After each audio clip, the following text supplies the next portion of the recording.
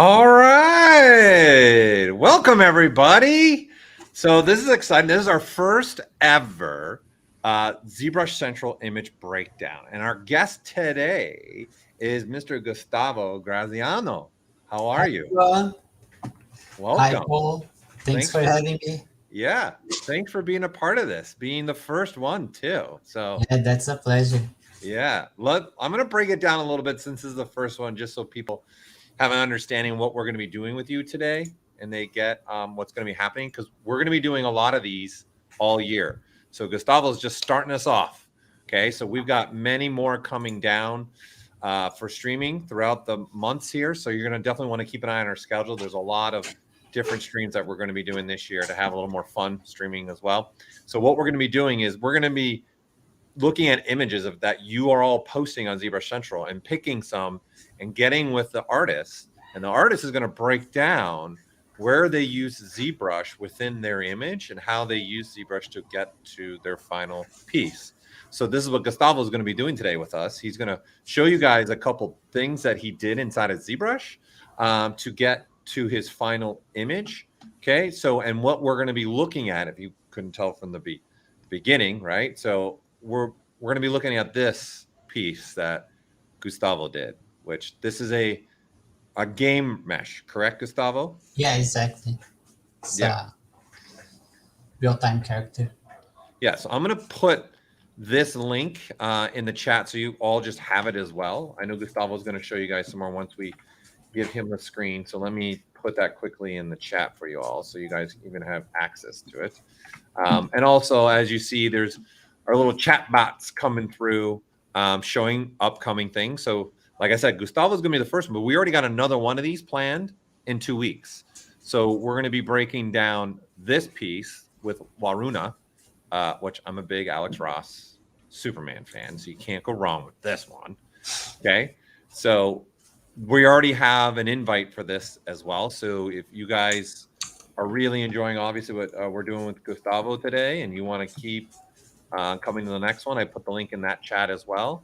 But I just wanted to make you be aware of that, because we're here to talk about what Gustavo did in this image. So I'm going to talk as little as possible, and we're going to let Gustavo do all the showing and helping how he used ZBrush. So I'm going to hand it over to him, and we're going to get going. Gustavo, are you ready? Yeah, I'm ready.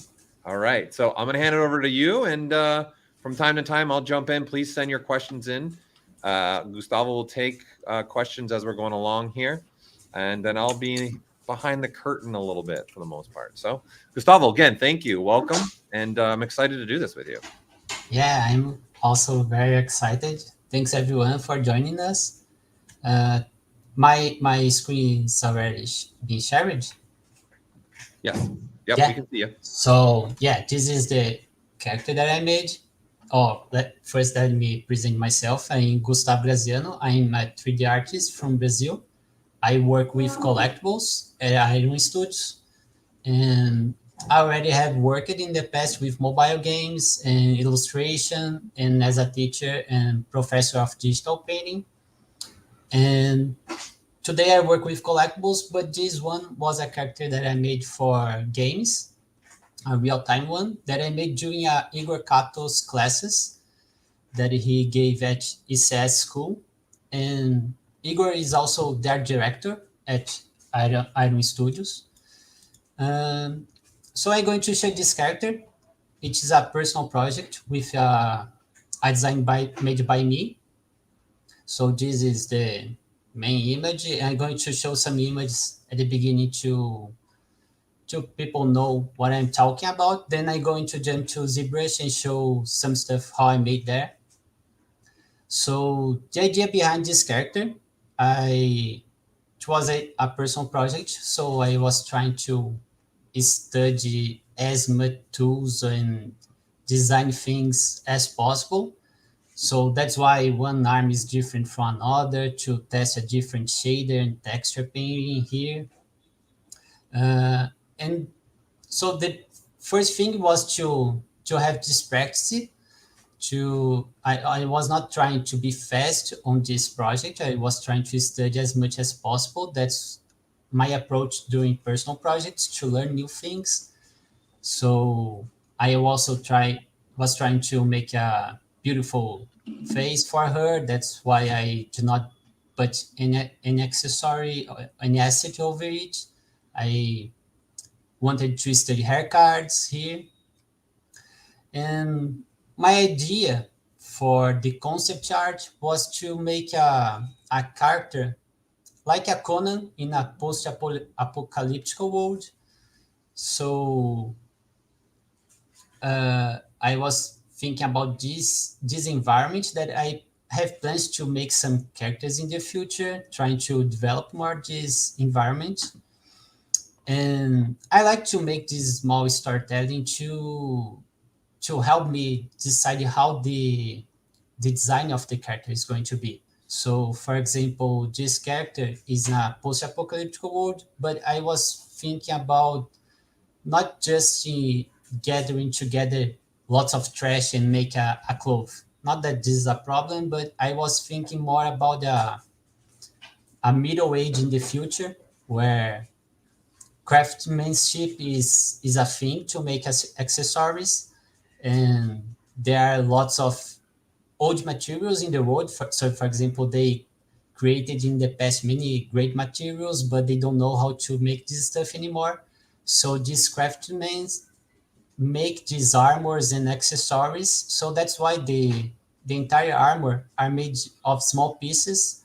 Or, for example, this armor with chainmail, or this it's like a coach that she used, and there are some stitches here. She has this bracelet with weaving material like the trousers. All the parts of the character I try to develop to use it like some armors from the Middle Age or from the Vikings TV show. It was a big inspiration, and this idea was a bit that I took from Nausicaa, the manga Nausicaa from Hayao Miyazaki, and Ergo Proxy, the anime, but in a very not so happy world. So this is the main idea of the character. So here are some shots with some more details here. People can see this after the presentation with more time. Here a shot from her face. And this, let me go. Oh, here I like to show the material that I try to develop here. At the beginning, I was thinking about doing a mechanic arm, but I already made a mechanic arm before, so I decided to do this like a bug arm to make this material, this shader, to look like a beetle armor. And here the low poly with the normal map and the hair cards here. And in the end, this character has 120 triangles, and without the hair, it has something about 90,000 triangles. And so it's heavy, but it's not the heaviest character. And here are the UV set that I have used for it. So it has 6 UVs for the body. So here's the head, the torso, and some small belts. And all these small belts are just one. So I try to save some space here. Here are her trousers and the waist belt, the boot. Both the boots are the same. A big pocket, the shoulder blades. Here are her arms, her hands, and another shoulder blade here. Here's her eyes, and here's the hair card's texture. And well, as it is for a game, I try to save some space on the UV set. So, for example, as I said, the boot are just one. These spikes are just, I have, I think, 4 spikes for the entire character that I put on the entire character, and try to rotate and use mirror and this kind of stuff to not look like that I have just one spike in the entire character. The same for the shoulder blades. I have 2 shoulder blades. Let me see a better image here. So I have the shoulder blade, and for example, these 3 shoulder blades are exactly the same. And I try to use mirror and some moves to bring some diversity to them, to not look like that I'm using exactly the same shoulder blade on the 3 pieces. And these are the belts that I said. But for other areas like the torso and the trousers, I do not save it UV space to not look like that it's the entire mirrored character. So, well, this is the in here an image of the high poly. So, but I'm going to show this better on ZBrush. So this was the main idea behind this character. And I have here you have to show some steps of the development, because I took some, as it was a course, I was taking some whips every week. I don't have every whip here because some weeks we don't have a big change from one week to the other, so I try to remove some of them. But I think it's good to have an idea how this character evolved during the entire process, because I like to work that way on personal projects, as I have this time and liberty to make whatever I want. I like to try to discover new ideas and have some experimentation.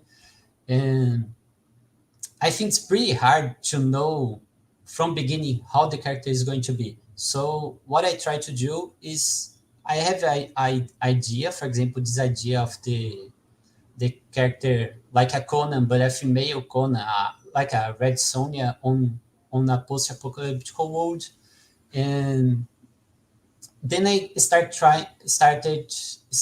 developing this idea, try making some research, make some sketches on 2D or 3D directly on ZBrush. For this one, I made this sketch. This is the final sketch that I made on Photoshop.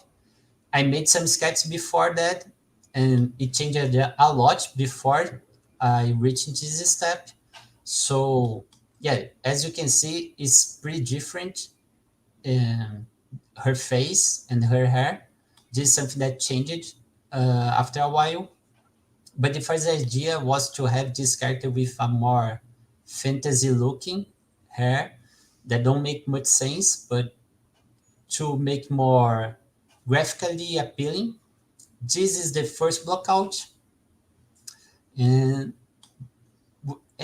in this step, I just working with Dynamesh and I started working over a base mesh, instructing some pieces, and it's a very rough model just to understand what I'm doing. And to be honest, this is not exactly the first sketch. I made a more simple one before that. This is like the first finished sketch that I have the idea here. And then I started developing this character. When I have the idea, I start refine the accessories. So this represents well how is the first sketch. So this asset, I removed it from the character. The idea was to make a war bottle, but in the end I removed it and just put some pockets there. But I like to show this image because that's exactly where I started doing my model, because at this point I'm just trying to see the silhouette of the character and how much space each asset is going to need, and this kind of thing, so I can make very fast changes on the character if I don't like how it's going. So for example, if I'm not happy with this pocket, I can very quickly change it without wasting too much time with an accessory that I'm not going to use. And in this part, I already refining some details. So for example, how I was going to make this buggy armor on her arm and her bracelet. This is the beginning of the armor. For this armor, I did not use many different tools. I'm going to show which tool I have used, but it's very simple one. So here she still did not have this more Korean face that I put in the final character. So this is when it started changing. Here is a polypaint from ZBrush, and I have used this polypaint as a texture base for my texture set. Then I worked a bit more on Photoshop to make her skin texture. Here's a test on Marmoset to see if the thickness of her ears or of her nose is working with the subsurface scattering. And he's a final high poly, I believe, because then here I start making some bakes. So I'm going to show it better, but it's almost all normal map here.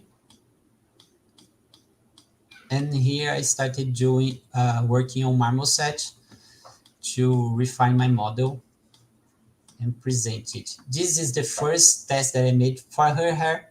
I tried many hairs, and as you can see, it changed a lot from here to here, because what happened is that I was trying to have this more fantasy approach and more graphic approach, but in the end, I thought that the entire body is not following the same path as the hair. So I decided to have more realistic here. That's why it's not so colored and it's tie, because don't make sense that she has this shampoo advertisement hair in a post-apocalyptic world, and she's a warrior. So I tried to make something that make more sense. And this is the first attempt that I was not very happy. It's not so natural. So I made other hair attempts, and I do some changes during the entire project. Even here, during the low poly character, I made some changes on the body proportion, because I was not very happy with of her overall proportion. Here on the upper side of the body is, I think, it's too big with too short legs. So I changed it on the low poly. Here is another attempt of hair, and this is the final one. So I made at least 3 hairs here until I reached the final one. So yeah, this is the result. Let me show here on ZBrush. Let me remove it. So there's a question that actually came through. Oh yeah. Why do you think Brazil has such great 3D artists? Is there anything in particular in Brazil that affects Brazilian artists' success in CGI? Yeah, I don't know. I think we have great teachers here. For example, Igor is a great teacher, and he had learned with other great teachers. And we also have, today we have Rafa Souza, who has a very accessible course and great anatomy course. So I think this kind of thing helps a lot to learn the software, and not just the software, but also the artistic part of the job. And yeah, I think it's that, because, well, in the end, I believe that every country is the same, every people are the same in the entire world. The difference is how much access we have to knowledge to learn. And for example, for me, I'm working on Iron Studios, and this helps a lot to develop myself, because I do exactly like that on my daily work, and this helps a lot to get better, right? because Yeah. this one is for games and I work with collectibles, but in the end is almost the same. At least half of the work is almost the same. So I believe this is something that helps a lot to have people to give knowledge. Yeah. Okay. Thank you. But in the end, I learned a lot here with Brazilians, but I learned a lot with online courses too. I believe today it's way easier to learn. So, for example, normal workshop, I study many videos that they have there to learn Maya, to learn post process and this kind of thing. And yeah, today I think it's easier to reach people with, especially with so much knowledge in English. When do you know when you're done with the character? Like, when's the point where you go, okay, this is done. I don't know. You don't. In If this you one, you're probably looking at it now and going, oh, I'm going to go change this right now, and I'm going to go change this. yeah, because what I do in the end is I have a flexible schedule for me. So, for example, I was doing during a course, but I did not finish during the course because I did not have time. But Mhm. I did not want to stay too much time on it because after some time, you're not learning so much. So, for example, I made 3 attempts of hair. So the third one, I thought that it was good enough to put on my portfolio. I could do it better, but I don't believe that I was going to learn as much as I was putting effort on it. So I try to do that, to not be too fast that I don't improve myself, and try not to be too slow and trying to fix everything. In the end, you just have one character. And for example, doing a character, in the end, you are working doing small tweaks on the character. You are not working on the big shapes or on the design. That are the things that really make a great character. So I try to not spend too much time, because then I'm not spending time on this more important part. Because if I make a better hair, she's going to be better. But if I improve my modeling skills and my design skills, I can do a character even better. So I, it's this thing that you just feel that you had enough, and you need to jump to the next project. Okay. Yeah, It's I know you want also you want to share some things. You want to share some tips that you did on her. yeah for them. yeah going to. So well, this one is the decimated one, the high poly. So here I have, for example, let me remove the texture. So I have all the poly groups here that I'm going to use. I have used it as an ID map. And I try to put everything together here as possible, because I don't like to have too many subtools.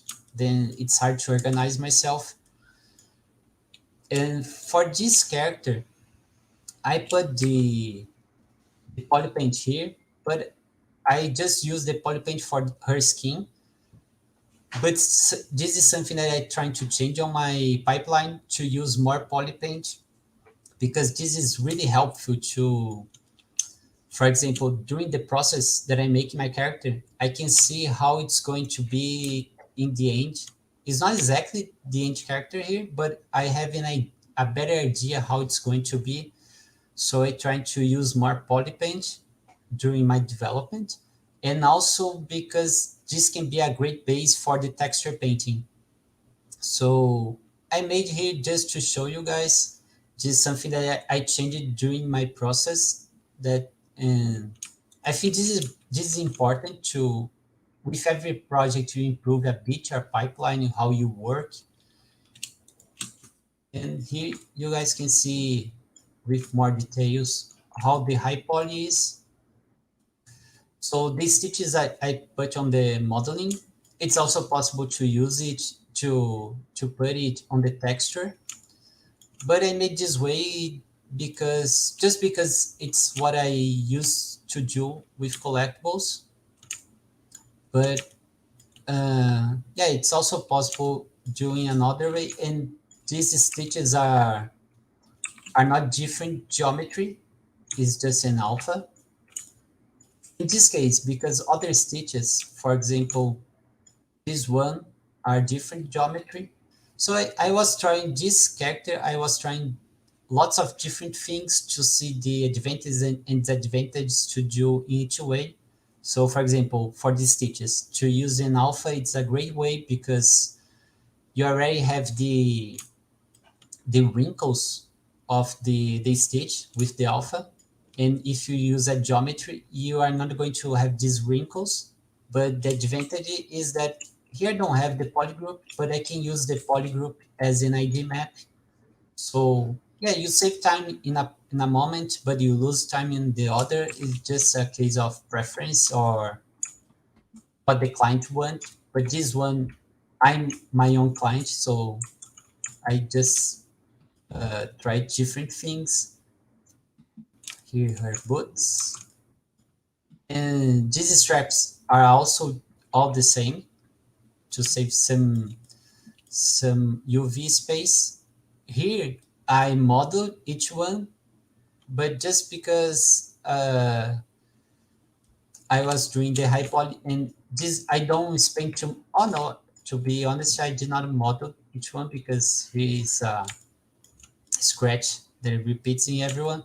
But sometimes I model some things that I'm not going to use just to see how it's going to work. But for example, for this one, I just used one of them, and on the low poly, I duplicated it to have all of the same. Yeah, and you, like you said, you overlap those in UV space, so you can have the same UV space for both boots. Yeah, exactly. For the boots, I use the same UV space, and for the straps, I also overlapped them because I do in auto groups here. They are different straps here. So yeah, this small one, I overlapped them. This one I did not because this is part of the boot.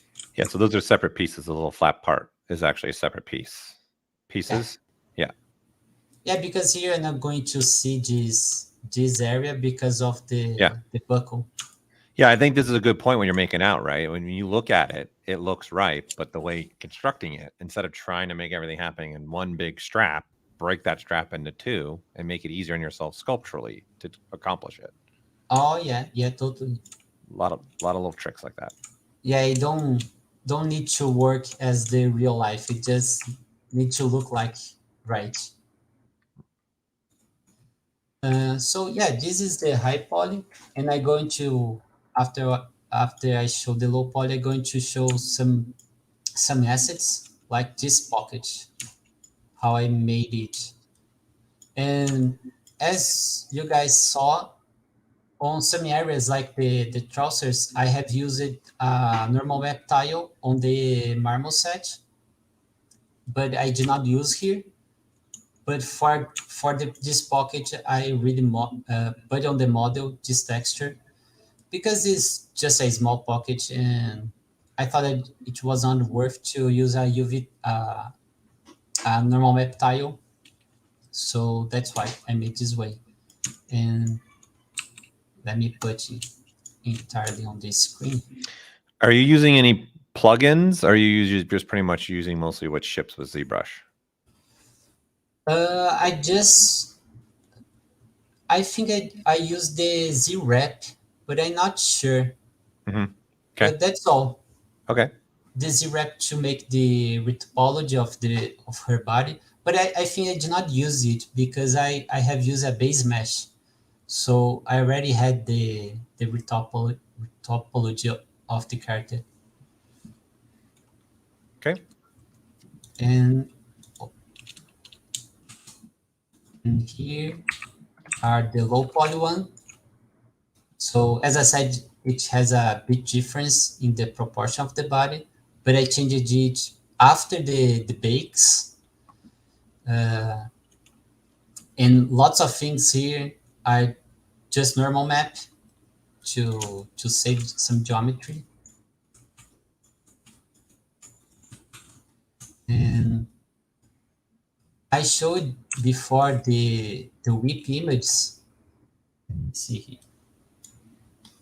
like this one. When I join my character, I always like, for example, I started doing the topology. Then I use the UV master to make the UVs very quickly of my character. They are not right, but they are very quickly. So I can test the bakes on Marmoset and see if the geometry is working or not. So for example, here, I saw that I needed more geometry here. Yeah, so you're throwing it in just right now while you're in the middle topologizing to make sure you have the right silhouette that you need. Yeah, exactly. For what you're that's because I think that's another great point. Yeah, not wait until the end, like to do it while you're making it. Yeah, because otherwise you can stay. I could do the topology and think it was great, and start opening the UVs and discover that they were not working. So I need to come back and do things again. So I prefer to use to come here and use the UV master and do whatever way he wants to open my UVs. I don't try with polygroups to make a good UV. I don't care about that at that point.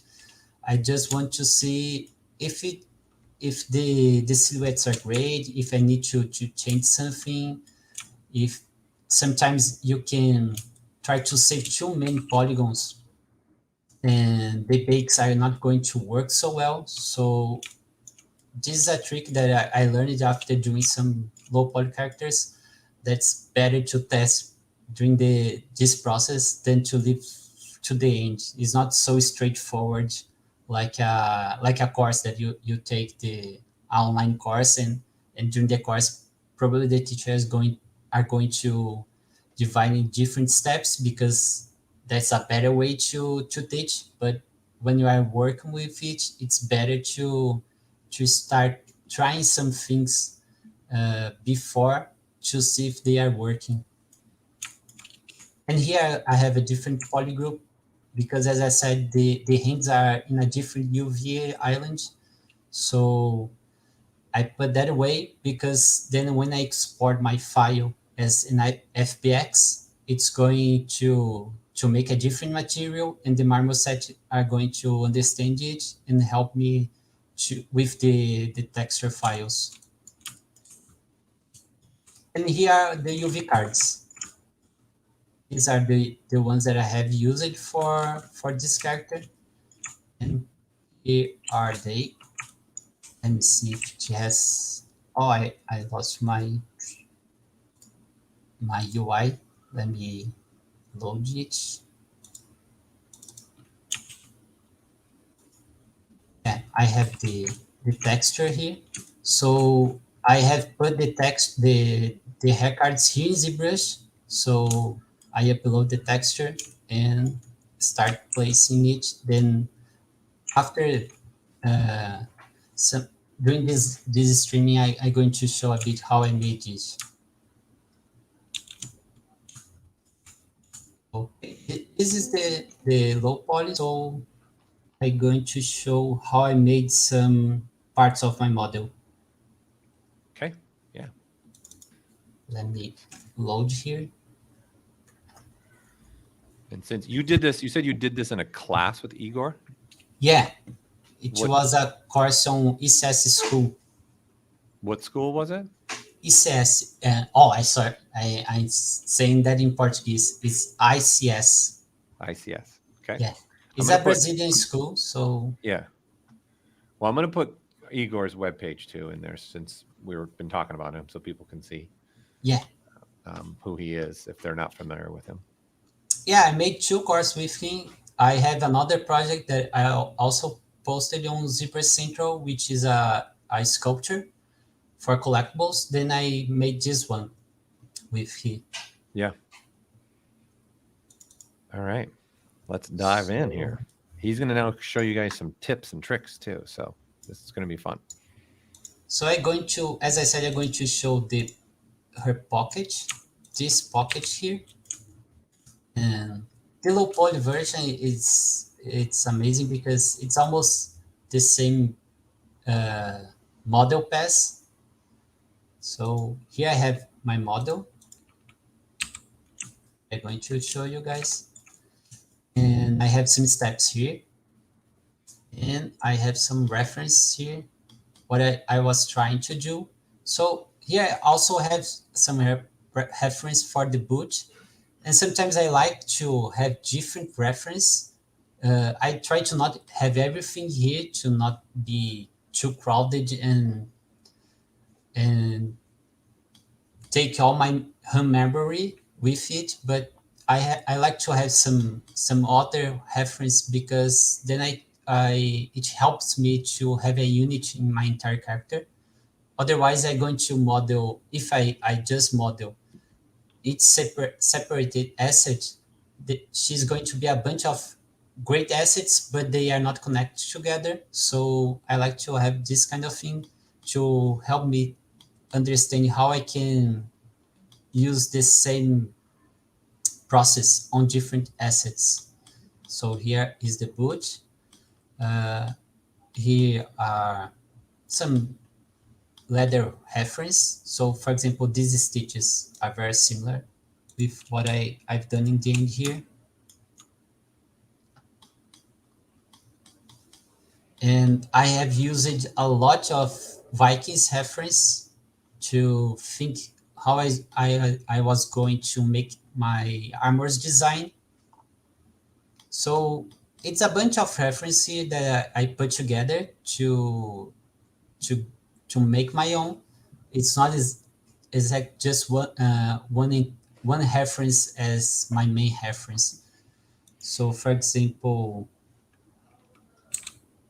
these stitches on the side, I have put here.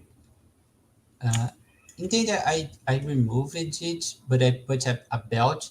So I was thinking how I was going to put together this armor, and this image is great for that. So here's some ideas how to put together these pieces.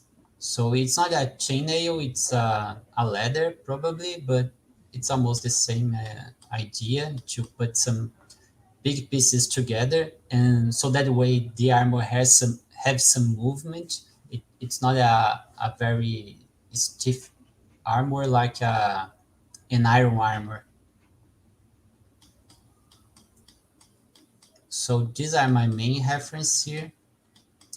Here's some reference for the shoulder blades. And I think this kind of thing is also very important to see how things really work, to bring some realism to the character. So it's more believable, I believe, because these things really work. So it's easier to people to believe on your design.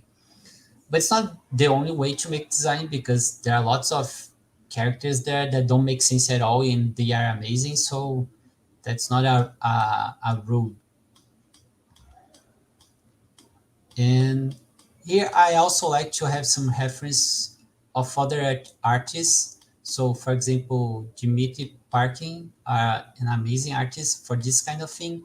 So I always look to his work to not to do exactly the same thing, but to understand why I like his work and how he brings so much life to his assets. So I think this kind of reference are good too, because it's not just to copy a real life asset, because the real life assets not always look like amazing on a game, because they are just the real life. You need to bring this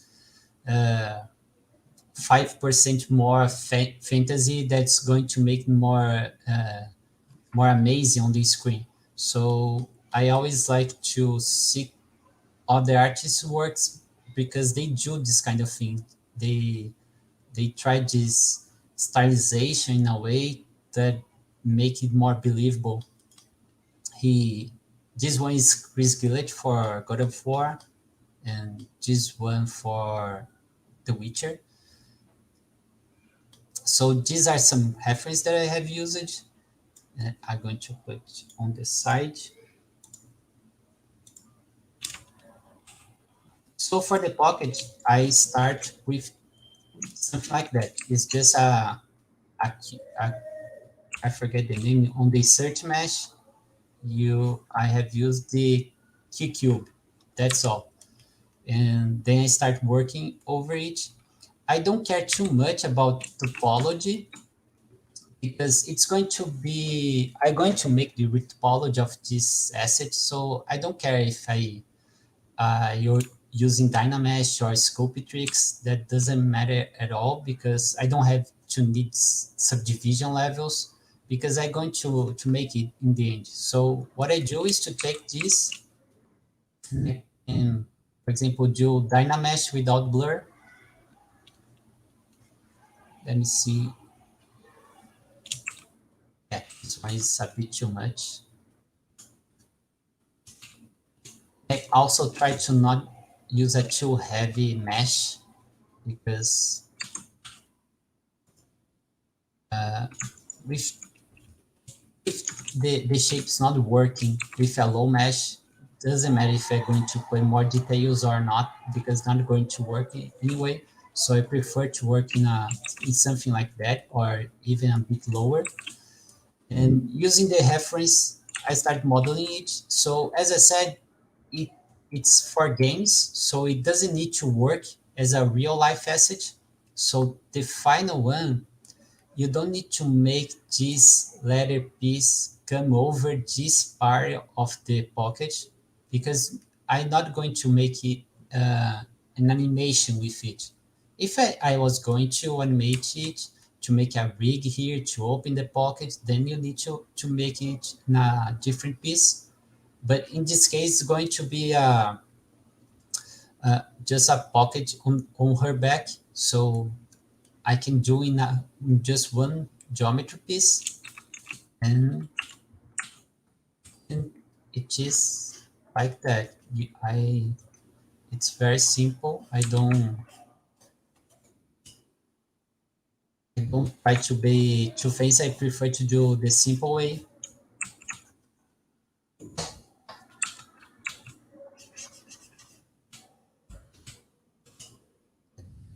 Dynamic here. You're using Trim Dynamic now, and you were using what, clay buildup before? Yeah, I love the clay buildup. I always use it for everything, but I think this is something that every artist needs to experiment and find their way. Because, for example, for clay buildup, I don't use this texture during the entire process because sometimes in the end, I don't want to have this texture, and I remove the texture. And most of the people use a clay brush, but this one works better for me, so I usually use that. And the Dane standard to make some cuts to make this, to have that feeling that we have depth here.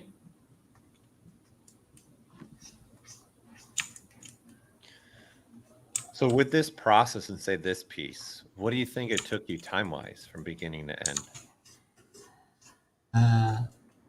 Took me time-wise. How long did it take you? How long did it take you?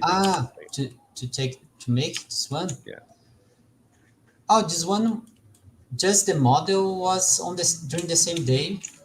I don't remember how much time I needed for it, but this one was really quickly. And to be honest, this one was the last asset that I made for the character. And I was without much time to make it. So that's why I made on the simplest way. And that's why I made it in one day. For the bracelet that I'm going to show after that, it took a lot more time because I was trying different techniques, and So, but I like to make this kind of thing to explain different things. And for this one is really quickly because, for example, I'm modeling that, and for the for this strap, I can put another cube and make this strap, or I can use, let me come here, I can use a uh, curve flat, yeah, or a curve flat snap. This is better.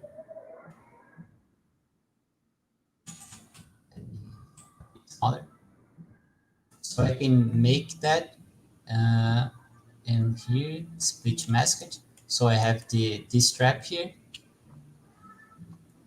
and I can put this. I use a lot to come here on dynamic subdivision, and I remove this smooth and put some thickness.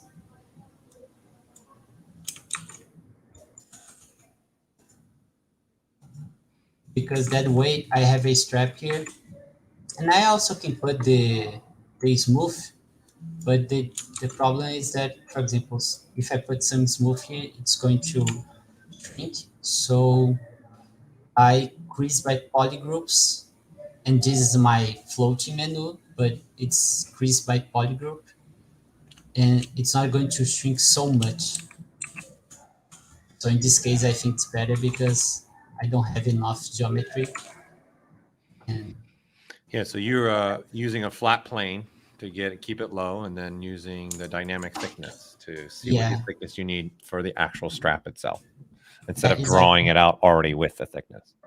Yeah, because a big problem, this kind of geometry, if you want to model it, put some details and so on, and you have thickness. So let me apply here.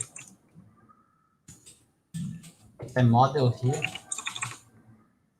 it's going to make that, or I can turn on the back face mask, but the problem is these changes are going to change here. So for these things that it has a small thickness, I prefer to use the dynamic subdivision and just put the thickness in the end. I think it's easier then, because then I just need to work here on the corners and it's done.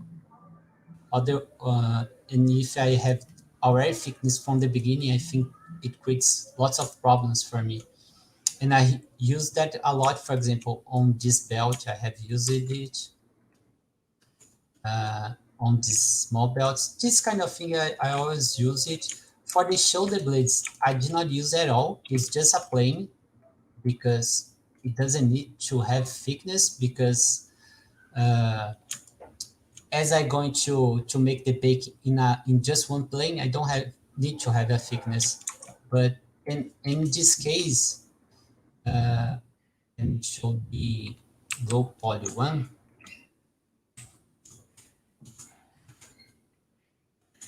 I have hidden the thickness with this border here. But for example, the belt, I really need to have thickness, because otherwise people are going to just see a plane here. So I made a real one. And so this, I started modeling like this until I have this kind of shape, which is a very simple one. And I don't, in this case, as we talked about before, I already knew that I was going to put some noise surface here, because it was the quicker way to make this asset. So I already knew that I was going to do that. And when you use the noise surface, it's good because you don't need to care too much about some surface imperfections like that. And they are even welcome to the character, because if you do that, you have some natural imperfections that are going to make it more realistic, because it's not a pocket that came from the industry. It's a real pocket made by hand. So they are welcome. And what I do when I have that, it's to make some new polygroups to open the UVs. So here I already applied the surface. No, here is just the with the surface noise. So what I do here, there are many ways to make the polygroups, like this one. And what I like to do in most the case is to take the mask pen, remove my paint pressure, my tablet paint pressure, and just paint it. In most cases, that's what I do. In this case, I can show another tools that I would use it. And for example, for here, what I do is to take the depth here, control, to remove some areas without removing from here. Yeah, he's activated a depth and masking to the brush, so it'll ignore planes. That's what he's showing right now. That actually lives in the brush palette. In depth is where it lives in the UI. For those that may have never seen that and want to know where it is. Yeah, I'm sorry, guys. I sometimes forget where things are because I made my own UI. Yeah, that's fine. A lot of people use their own UIs. So, for example, here I do that. And here I deactivated the paint pressure just because I don't like to put too much force on my tablet. That's why. You don't need to make that, but that's a way that I find that I can make a polygroup really fast without a very blurry corners. Yeah, you're using this to set yourself up for UVing with UV Master. Yeah, I'm going to make the UVs. So I do that way to help the UV master. So for example, here are the scenes. They are going to be hidden. So it's a great place to put my scenes to hide my pattern because I have here my pattern and I don't want people to see the scenes of my pattern. So that's why I make the polygroups, because when I have the polygroups like here, let me remove the noise. When I have these polygroups, I can paint the polygroups, so I can use some slice curve to make some polygroups, but in the end, it's all the same. I make the polygroups, and I come here to UV Master, and I ask him to unwrap by polygroup. Let me wait for that. I Right, and then forget each to. polygroup will become its own island, UV island. Let me remove the quick save here. Yeah, exactly. Then I can ask it to unwrap it.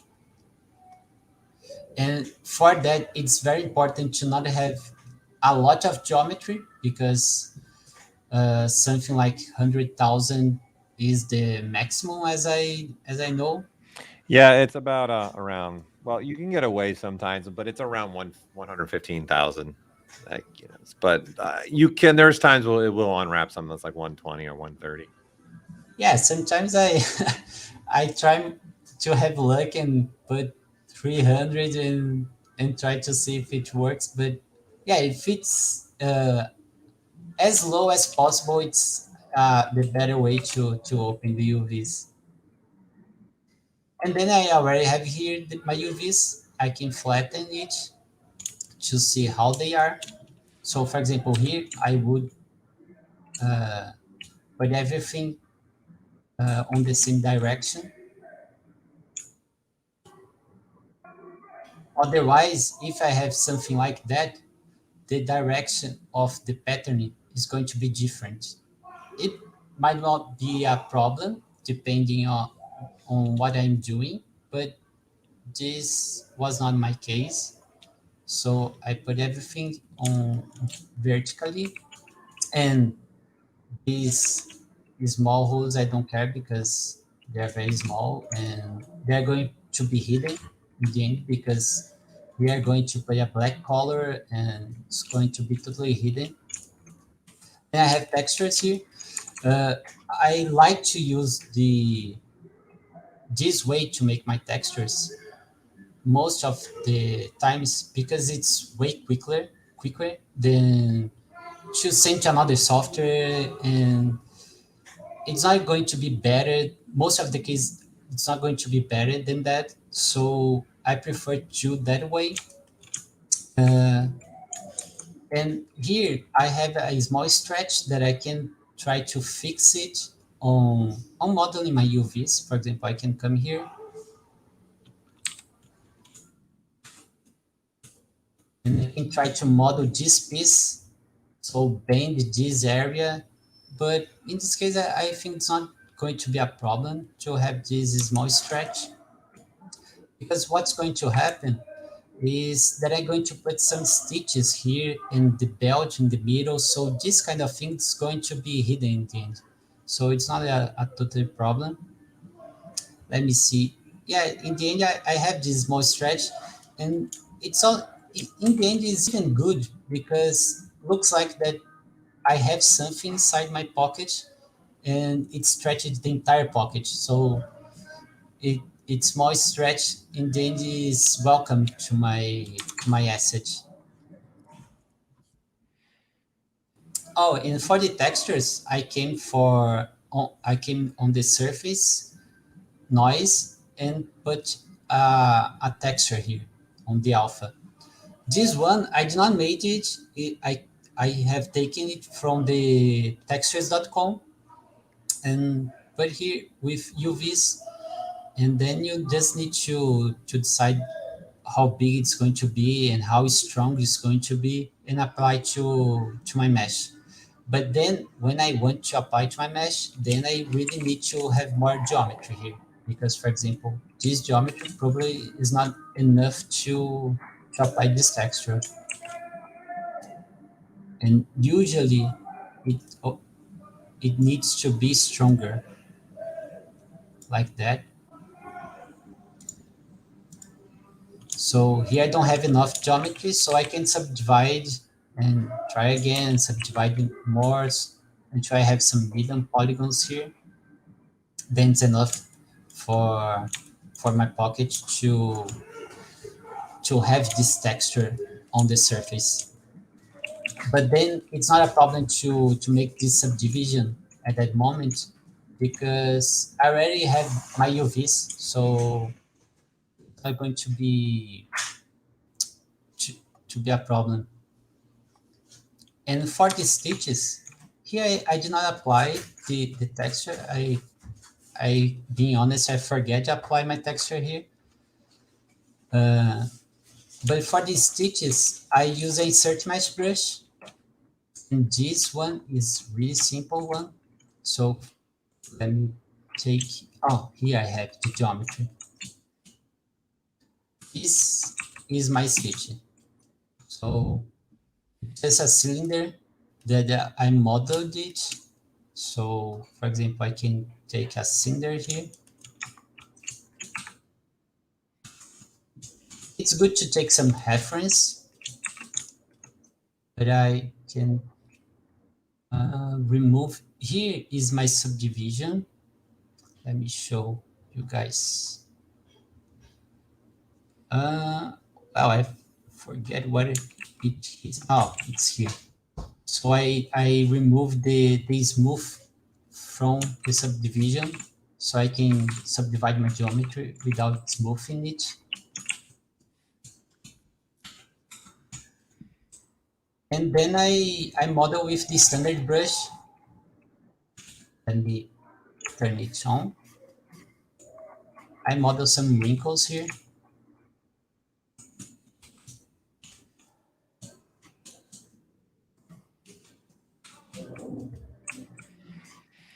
Yeah, keeping it simple sometimes is the way to go. Yeah, I always prefer to do that.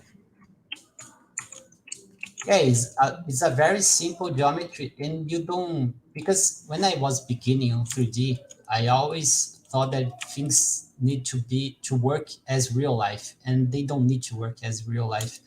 So, for example, I'm not going to see this side view of my stitch because of the bake.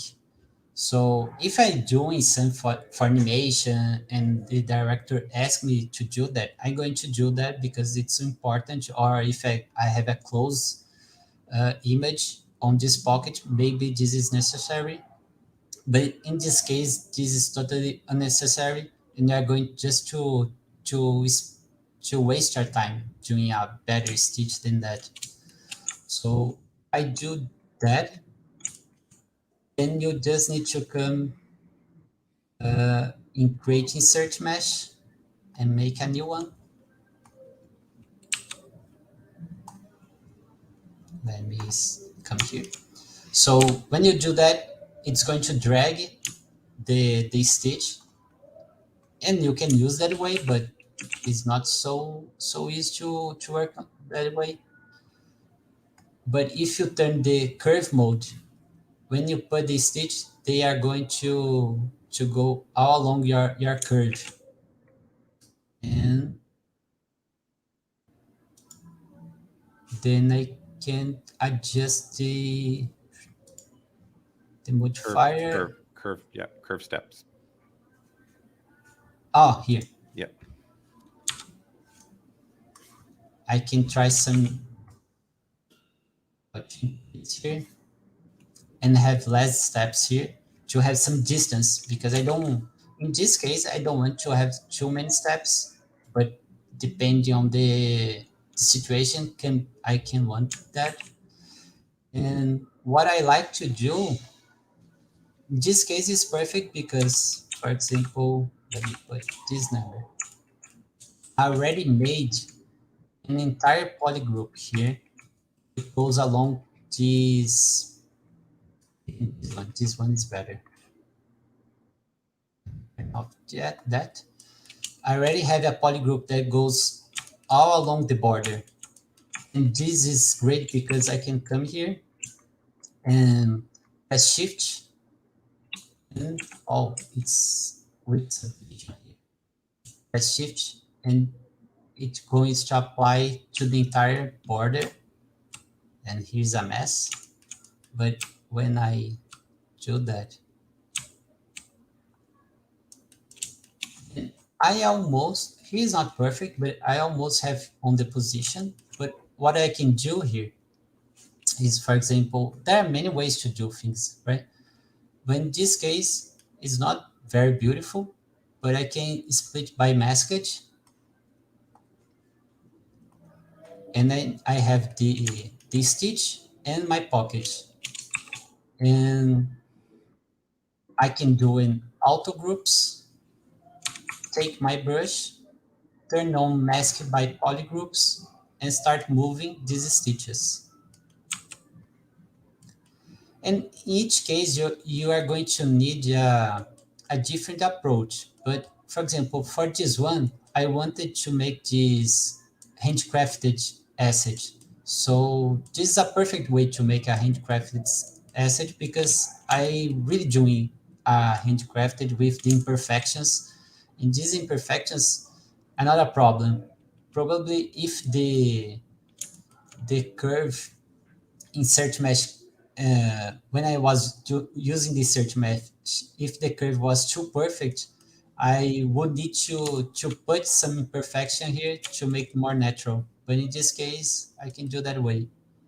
And sometimes I don't even try to make it better because, for example, I could try to make this insert mesh better, but probably the time that I was going to spend to make it better, it's the same time that I spend moving it here. So sometimes I prefer to do that way. And then I have this, this asset is one that I started doing. And this is the final one. In this case, I did not do too much here, but what I would do if I had more time and wanted to do a better asset would be like that. I could come here, for example, with standard and start put some wrinkles here. But I would do these wrinkles over the textured model, because many times when you do these wrinkles, it can totally disappear when you apply the texture. So I prefer to make it on this model. And standard brush is great to do that because, for example, if I use the clay buildup, it's going to destroy my texture. But this is not the case of this standard. This standard, it's going to move the geometry without destroying the pattern that I already have. So this is what I said before, that when you have a insert mesh, you have some advantage. So for example, I can use these meshes here. This one, I think I made a dynamesh. Yeah, I made a dynamesh in some moment. I've lost the different geometries. Yeah, here I lost it, but because I made a dynamesh. But the idea when I made this pocket, I put these stitches in a different polygroup, this belt in a different polygroup, this buckle in a different polygroup, and the letter in a different one. So I can use these polygroups as ID maps to paint the textures on my model. So yeah, this. Nice. Yeah. Just and give you a time check, Gustavo. You've been going for a little bit over an hour right now, just so you know where you're at in time. Okay. So yeah, this was the simplest asset that I made. But these tools I have used it for everything. So to make my boots, to make my armor, everything I made that way, or in similar ways. Another asset that I have here to show you guys are this bracelet. So it's a bit more complex than the other one, but it's not too much complex. And I have it today because I would like to show you guys how I made two very similar objects in two different ways. So for example, for this one, each of these pieces are a different geometry. And I just made it to see how it was going to work. So I could make some moves to add some variation here. So yeah, I'm going to show this one. Some techniques here are exactly the same as before. So for example, for these stitches, is exactly the same. So I have this piece of geometry. I would create, here is the decimated version, but imagine that this was a tub, and I've taken and created a polygroup here on the side to insert mesh my stitches. These are insert mesh brush tool. This one is tool. Everyone here is insert mesh, but I think the biggest difference here is this one. So here's my first geometry and started working with it. So I knew that I wanted to do this with texture, and to do that, it's very simple. So you just need a small piece of geometry. And what I do, well, so here I have a plane, and you can make this plane in many different ways. You can insert a plane here. You can insert a cube and remove the other faces. It doesn't matter. I have used the, let me see. Let me remove that. I have used the Z modeler to insert how many edges I needed here. So you can come here and, for example, insert a mesh, a vertex, and move it. So this part, I think, it's not too complex.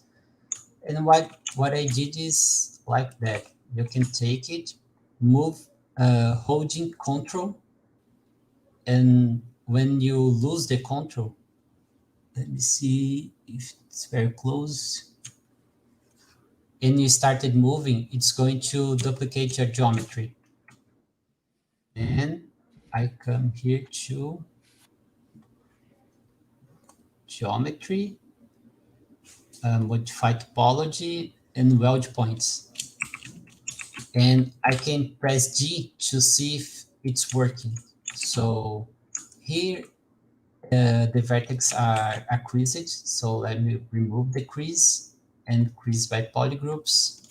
So yeah, everything here is welded, because if it was not welded, it was going to have this kind of thing on my geometry. And this is my strap. So I can move here, H, and put here, and do the same thing. In this case, I need to come here. Then I do auto groups, take this other one.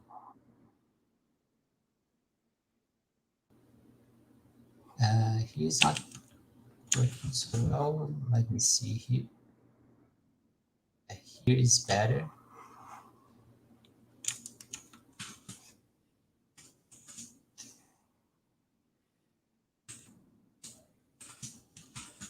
So I do this kind of thing to,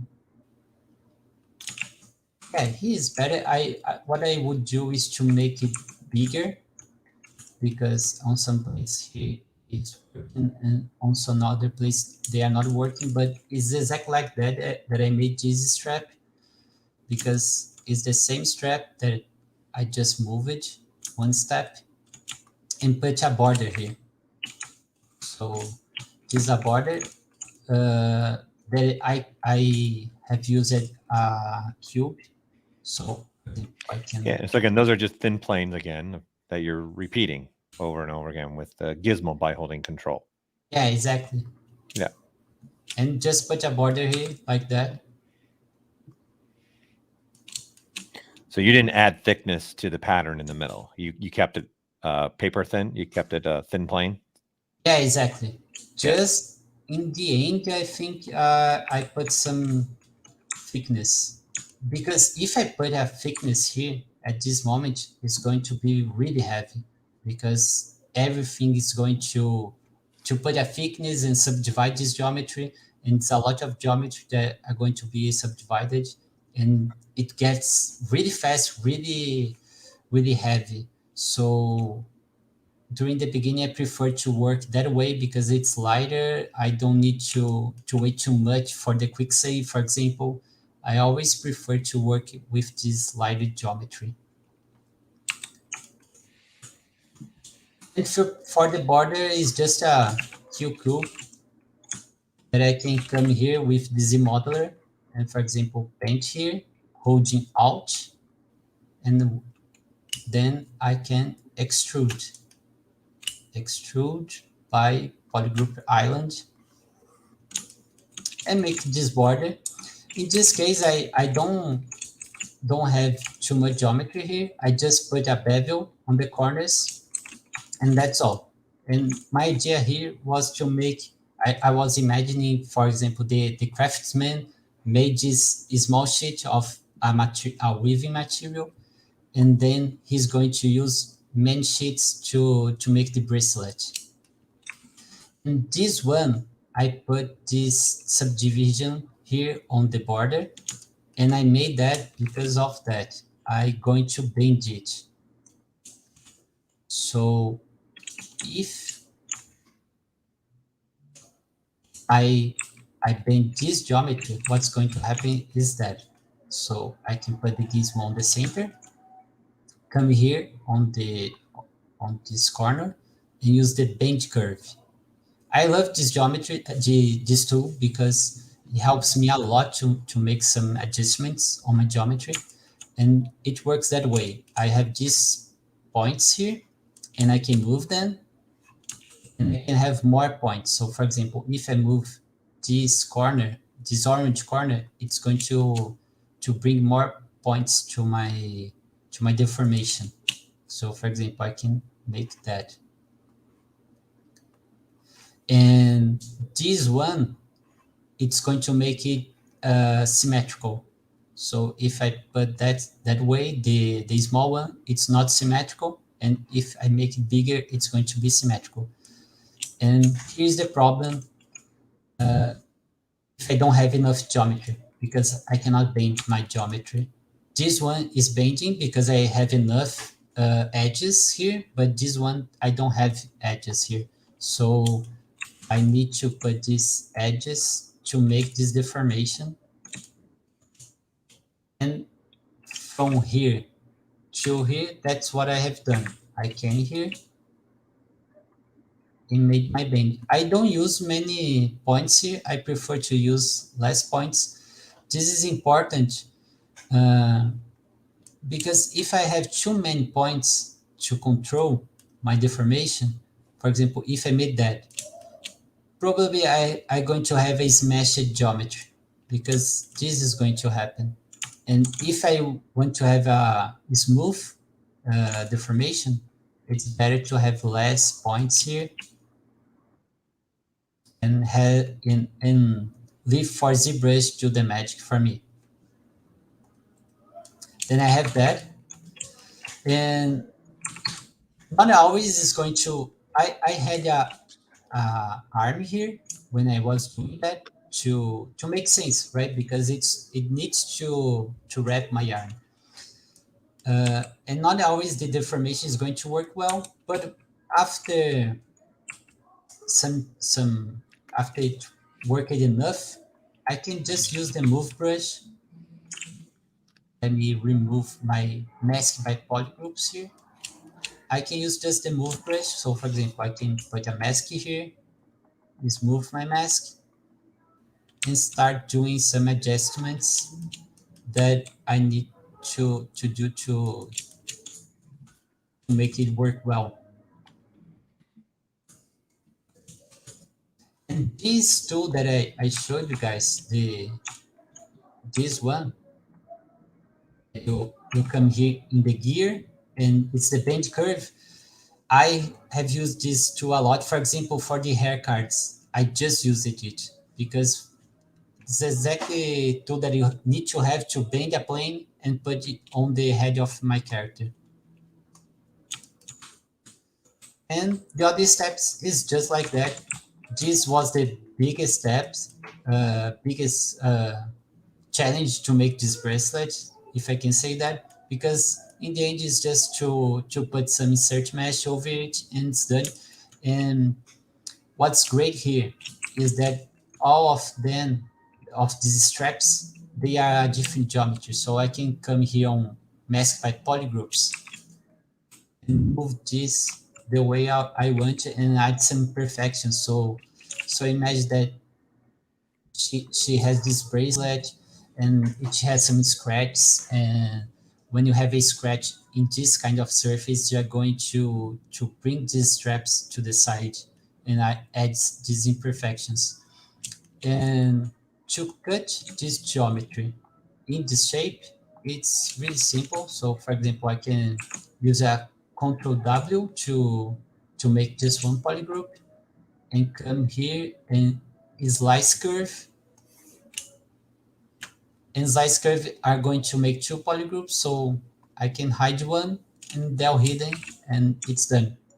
And it's not a problem that he is not beautiful, because then I'm going to put a border here and it's going to hide these problems. So it's like that what I made here. It's a bit hard to see because it's very thin. And another thing, for example, this kind of thing is not a problem at all because it's going to be hidden. So when I do the bake, it's not going to show the inside of my bracelet. So I don't care about what's happening here. And yeah, that's all. I just started putting more and more details, put more and more imperfections to make more real. Because this is the thing to, even as I showed before, let me open again my PureHef here. As I showed before, for example, the meat parking, that's why his assets has so many life. They don't look like a base mesh or just a bench here. They really have life and imperfections to make this final asset. And that's what you find in this kind of shoe. This is, you can see, for example, this boot and this shoe has different stories with them. So that's what I trying to do here, is to bring these imperfections. So for example, in this one is too perfect and it is not so perfect anymore. And then the poly paint and the texture are going to help me to bring this life to my asset. Nice. Yeah, it's a good technique. That way you can add those imperfections and not just rely on an image. Yeah, images always help us to, because it's very hard to imagine this kind of thing, right? To, because, and doing from imagination sometimes is a problem because you always do the same things, and when you have some images you bring some different things that you never imagined before. So for example, this kind of thing I would not imagine doing that on my own asset without a reference. So I come back here to my low poly model. I'm going to show it really quickly how I made, I said before that I made some changes on the low poly model. So for example, it was a small change, but I think it's important. So on the proportions of my character, because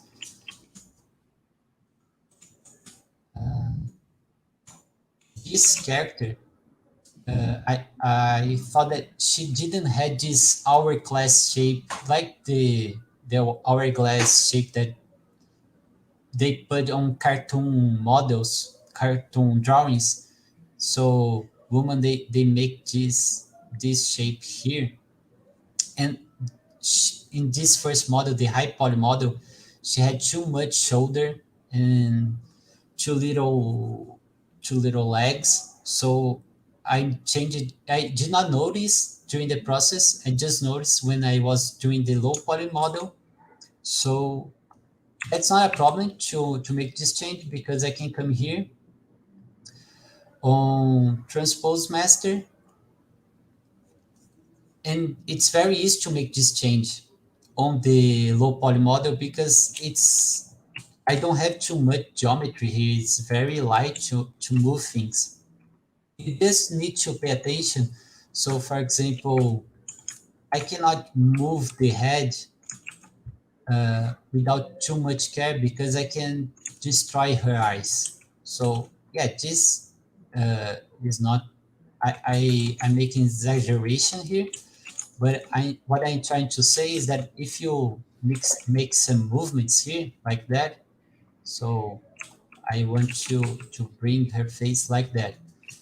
The eyes are not going to be a sphere anymore. So you need to pay attention to this kind of thing to not destroy your model. But you can make some change. So for example, to change the shoulder, I can put a mask here and smooth my mask and start changing here. Yeah, so since you have multiple subtools, you're using Transpose Master to merge everything in the lowest level and make some silhouette large changes that Exactly. will populate to your high-res model when you're done. Yeah, because it's really hard to move all these subtools without being in just one tool, right? Mm-hmm. And for example, for her legs, it's really easy to make these changes. It's just to pay attention to not destroy some things that they need to be more precise. And as I already have the texture set here, I also need to pay attention to not destroy the, or I don't know how to say that in English, but when you stretch the texture. So for example, if I come here and I move this vertex that way, I'm going to destroy the texture on that part of my model. So what I need to do is to use a big brush to make these movements. That way it's not going to be a problem to change it. And I have also used this technique to make the final image. Because for example, if I take my pose image, is exactly like that. I have used the transpose master to make this pose. I did not rig my model, not even with Z-sphere. I just used the move tool and started putting where I wanted to put it. And this kind of thing is very similar with sculpture for collectibles, because you put your geometry where you want to without a rig.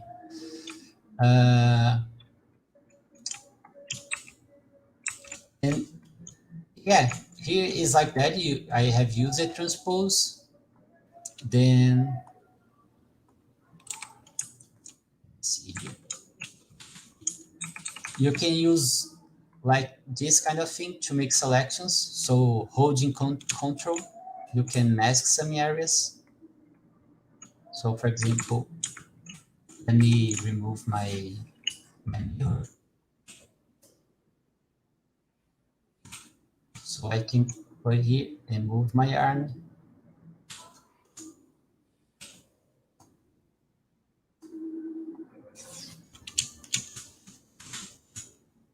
And as I said, for the final pose, I really needed to pay attention if I was not stretching too much my UV island, my UV textures. So for example, for the rotation of her arm, it's a bit difficult to not destroy everything.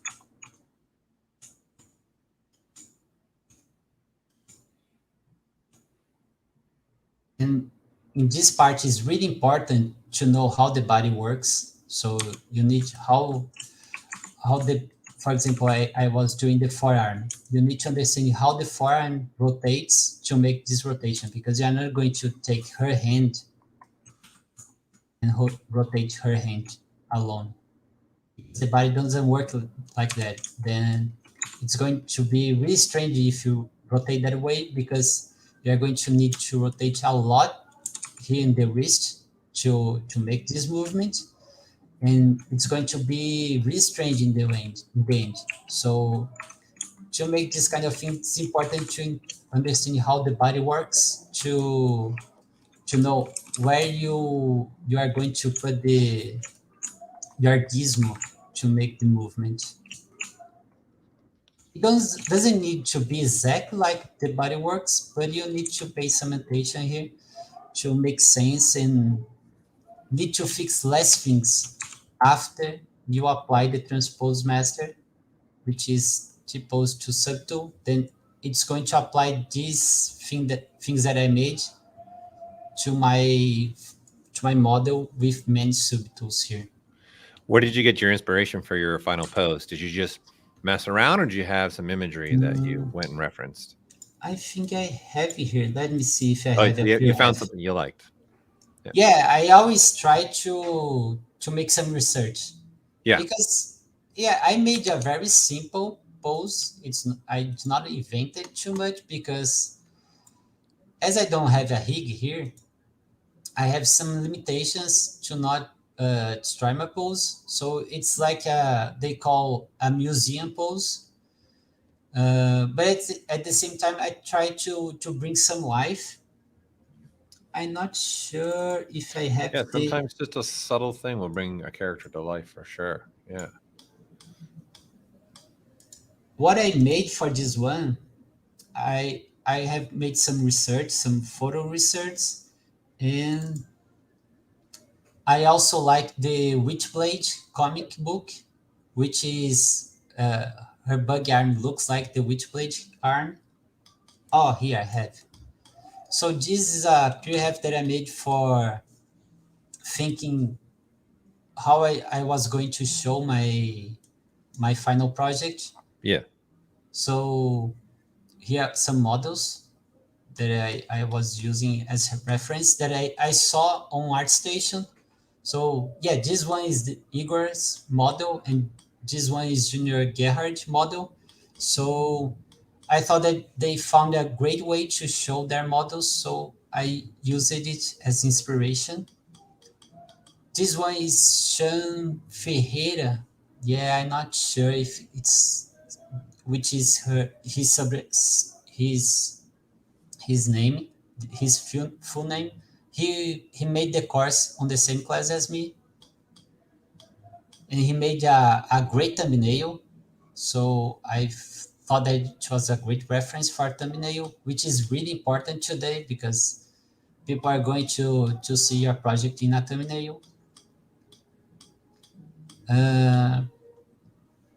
And he did the Witchblade reference, so I put some reference here. Mm-hmm. He is a Martin Canale model for Sideshow as a reference for the light. Yeah, so I have used that to think what I was going to do. I was not trying to make something too big. For example, I don't want to make a background for my image because yeah, it's already a lot of time to make the character. So you don't have too much energy in the end of a project. So I just used some smoke and some light, and this is the reference for the model. And this is the reference since the beginning because Witchblade has some great covers and great design, which I use it as a reference for my model. Excellent. And we still have time, Paul. Yeah, if you want to go, by all means, you're at an hour and a half, but we got time. Yeah, so I would like to show the hair because the hair it's to do the hair is very simple. The hard thing about the hair is to make it more natural. And what I've done here is to import the hair cards that I made on Fibershop, which is a software that are sold on ArtStation. And I imported the texture files. Oh, the ZBrush closed. Let me open again. So I imported the texture to ZBrush to make it more easily to see what I was doing. Low poly model.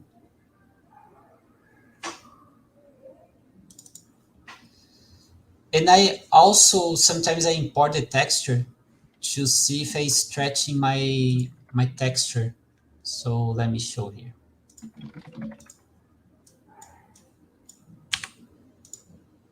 So for example, for the final pose, I know that I was having some problem on the torso because here I need to make it very straight, otherwise it's going to look like it's meshed or melting.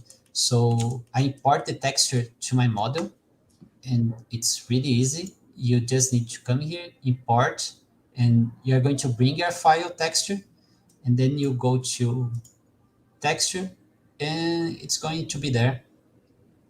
And I don't use it a lot because it's a bit difficult to see how is my geometry, but I like to make some to make that way, to make some tweaks. So for example, for that part, sometimes happens something like that, which is not a big problem in my geometry. So for example, here I made too much, but here is not too much, but it's going to be a problem in this area. So I like to do that way. And for the hair, I also do that. So I put the hair texture here. And what I do is to put the hair texture on a black background. So let me see if I found the texture here, because it's too many files.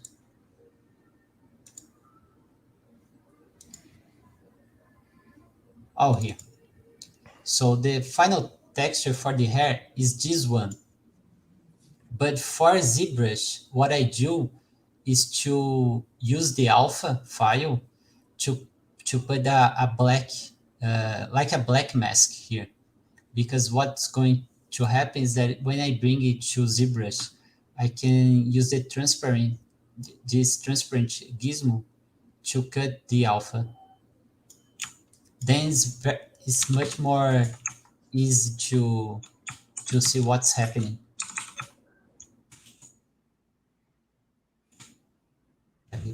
All the hair here.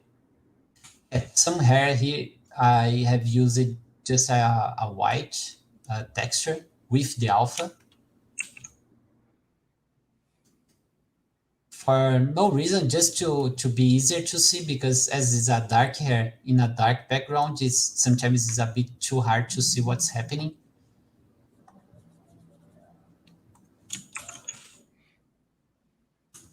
And this is just a geometry that I made with a torus that goes inside these hair chunks to fill it, because I don't need to put too much hair here.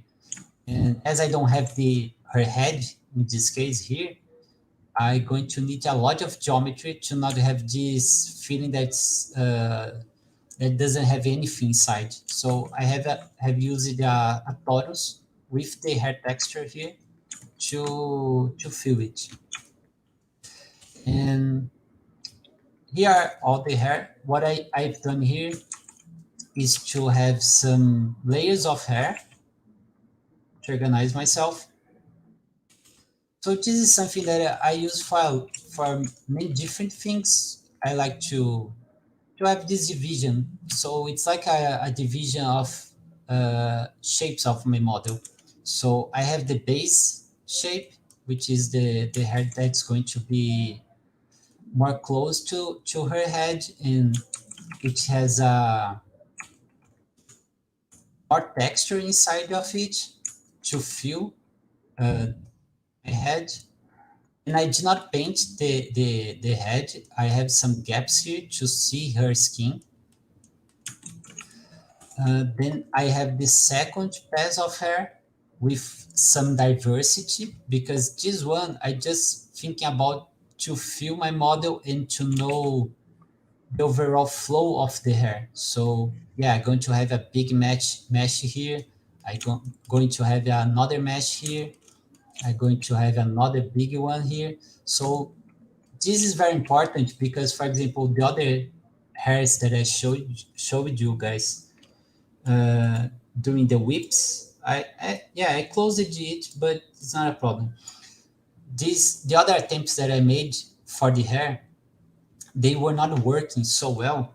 I think it's better to show you guys, but they were not working so well because they did not have these big shapes of hair meshes. So it was all of the same on the entire model. So for example, here the problem with here or this one Yeah, this one. It's all of the same in the entire hair. So I don't have too much. I don't have movement here. It's not natural to have this kind of hair. Some people have this kind of hair, but to make a beautiful image, this is not going to work so well, especially in this case. So what I try to do is to bring these big shapes. So these big groups are here, and they are going to help me decide what I'm going to do on the next groups. And these next groups, I'm going to use some meshes with less hair strings to, because I don't want to fill the shape with these hair cards. I just want to bring some diversity and some movement. So yeah, this is the second pass. So I'm following this first pass, but trying to break a bit of it. So it's like to follow, but sometimes I put something in a different direction to bring diversity. And the final pass is the pass that I really bring diversity and try to not follow the shapes below this one. So for example, this hair is going to this part, and then it comes to upper side. So this final pass is just these small hairs to bring diversity and to also to bring a better connection between her head and her hair, because this is the hardest part. So this is not the final one, because you can see that the transition is not working so well. And you use bend curve to do all your placements. So what do you just use your gizmo to place them, and then bend curve to wrap them around the head better? Yeah, exactly. Yeah, I came here to show it, and I did not show. So this is the hair. Right. So you've got what? You got what? 8 planes of, in essence, hair that are all linked to one texture. And now you're just going to take those 8 and place them where you want now. So I have that. Yeah. All my planes, but right. To make this first pass, I don't use all these planes. I use just, for example, these 3 planes that I have more hair texture here. So what I do is that I have different polygroups. So I put my gizmo here with control. So I click with control, it's going to put my gizmo and make a mask. Then I can use the control to duplicate this hair card. It's almost like any software, for example, Blender, but I prefer to do here. Because yeah, I use so much ZBrush that it's more fast and natural for me to do that way. Then I come here, and it's important to have the gizmo in the right direction. So you cannot have the gizmo like that, because then the bend curve is going to not work properly. So you need to do it that way. And then I make that way.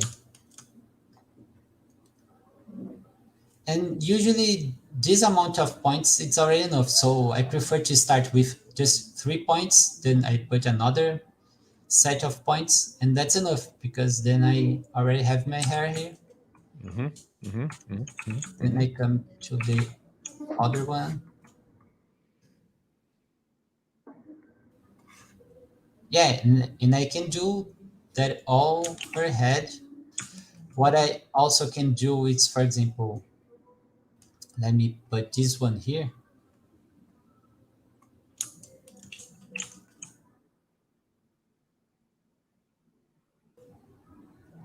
So for example, I have that. And I can even use this texture set to make another hair mesh, because then I don't need to move 2 hair cards. I can move both of them together. Yeah, speed up your process. Yeah, exactly. And I always use this brush tool because to put on the exact place that I want to. So this is a huge advantage for me to use to make it on ZBrush, because then it's very fast to use the move tool to make these small tweaks.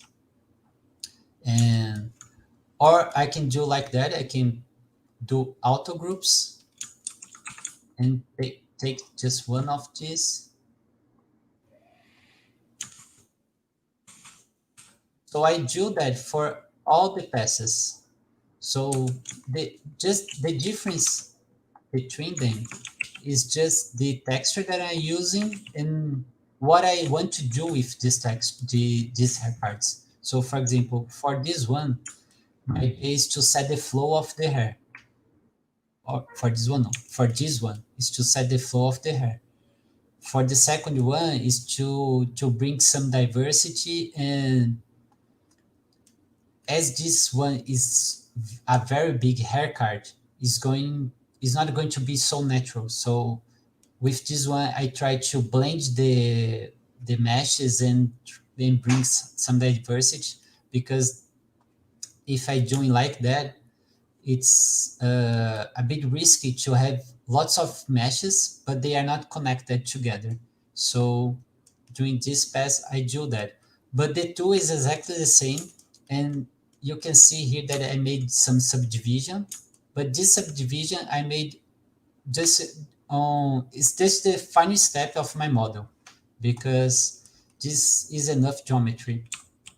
But on the final step, for example, these ones near her face or with too much bend on it, then I do some subdivision to make more natural, and people, so otherwise people are going to see the polygons on the silhouette, and it's just to do a Control D here, and that's all. But what I like to do is, for example, I see that this mesh needs more geometry, so I do a Control D just here with smooth. Yeah, it's no, and I can do even a smooth here. I don't do on the entire hair, because sometimes you don't need to smooth the entire hair, because for example, this mesh here is going to be hidden from others, or for example, this one, it's very hidden from the surface of her head. So I prefer to put here inside and just make subdivision when necessary, because as I said, the entire model has 9,000 polygons, 9,000 triangles, and just the hair has 30,000 triangles. So it's very fast to make very heavy your model. So I prefer to not subdivide everything. And this one, the flyaways cards, this one is the one that I put a lot of subdivision, because this one is with more movement and they need more subdivision. Yeah, so you're locally dividing. So he's masking off everything but one and then just dividing. So that's a local division. Yeah. So you can even do that on a model where the vertex points are all welded too. Yeah. Yeah, that's nice. Oh, you're saying about the bracelet, right? Well, we got about maybe 10 minutes, 10, 15 minutes. You can show that, yeah. Oh, no, I thought about you said about the weld points. Oh, no. I'm saying you can even do it on a model. Like if you took, like, for example, the demo dog and then just mask everything but one section, it'll actually still divide locally. Oh, yeah. It doesn't have to be separate. It doesn't have to be separate meshes like you have right now. You have separate planes right now. It doesn't have to be that way either. Yeah. As well, I was just sharing that. And sometimes it look like to not be very fast to do that, because, well, it's way faster to just subdivide everything. But you can also do like that. You start picking some geometry that you think needs more subdivision, and you can mask everything, unhide that, and subdivide, and it is really quick to make this kind of thing. To a question that's coming through, he's not using fiber mesh. I'm not sure if you were asking, did he use fiber mesh as a template, or he was hand placing all these? This is not fiber No, mesh. I just, the fiber mesh I do not use on this model. And what did you use again to make your textures? They asked for your the haircut. Fiber Shop. Fiber Shock? Yeah, Fiber Shop. Okay. It's on ArtStation, you said, correct? Yeah. Let me see if I can find it real quick. If I can find it real quick for them and put it in there. I thought the Fiber Shop is very good. They have their own website too, but I bought it on ArtStation. Yeah, it's this one. Yeah, I thought it is very fast to make my hair texture, because, for example, Igor showed us to make the hair texture with fiber mesh, but I decided to do with Fiber Shop because it was a bit faster to make changes. For example, the thickness of the hair, or to move the hair cards. But yeah, you can do this hair texture whatever you want. There are people that do on Photoshop and it's amazing. So